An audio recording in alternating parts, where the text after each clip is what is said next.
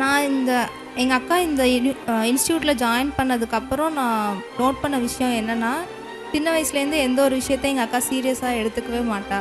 எல்லாமே விளையாட்டு தான். பப்ளிக் எக்ஸாம் கூட ரொம்ப விளையாட்டாக போய் எழுதிட்டு வந்த ஆள் தான் எங்கள் அக்கா.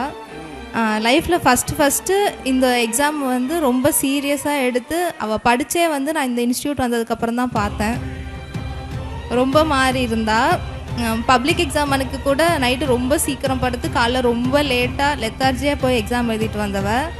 இப்போ எப்போ ஃபோன் பண்ணாலும் நான் அப்புறம் பேசுகிறேன், நான் படிச்சுட்ருக்கேன் சார், இன்னும் கொஞ்சம் நேரத்தில் ரீஷன் கூப்பிடுவாரு, நான் படிச்சுட்ருக்கேன் அப்புறம் பேசுகிறேன் அப்படின்னு சொல்லி நான் இப்போ தான் ஃபஸ்ட் டைம் பார்த்தேன். ஸோ அதோட ரிசல்ட்டாக தான் இப்போ இங்கே உட்காந்துருக்கா. தேங்க்யூ. சொல்ல வந்து மறந்துடுறேன். நான் லெத்தார்ஜிக்காக தான் இருந்தீங்களா? ஆமாம் சார். ஸோ இவங்களும் குரூப் 2லாம் எழுதியிருக்காங்க. இங்கே வர்ற எல்லாருமே குரூப் 2 எழுதியிருப்பாங்க.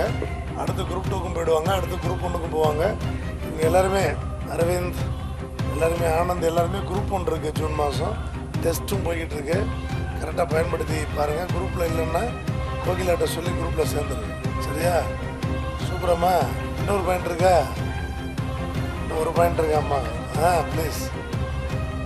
காலையில் பாராட்டு விழாவுக்காக எங்கள் அண்ணனும் எங்கள் பக்கத்தில் திருச்சியில் தான் இருக்கிறாங்க. எங்கள் அண்ணன் தம்பி வந்து அடிக்கடி பாப்பாவை பார்ப்பாங்க எனக்கு லீவ் இல்லாததுனால.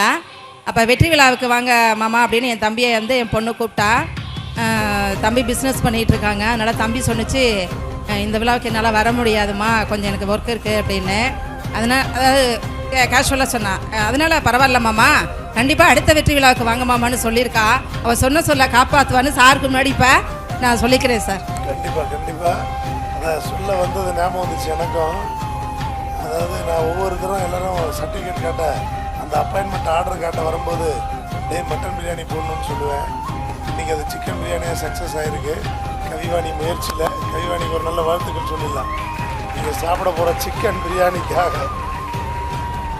வாங்க. ஐயா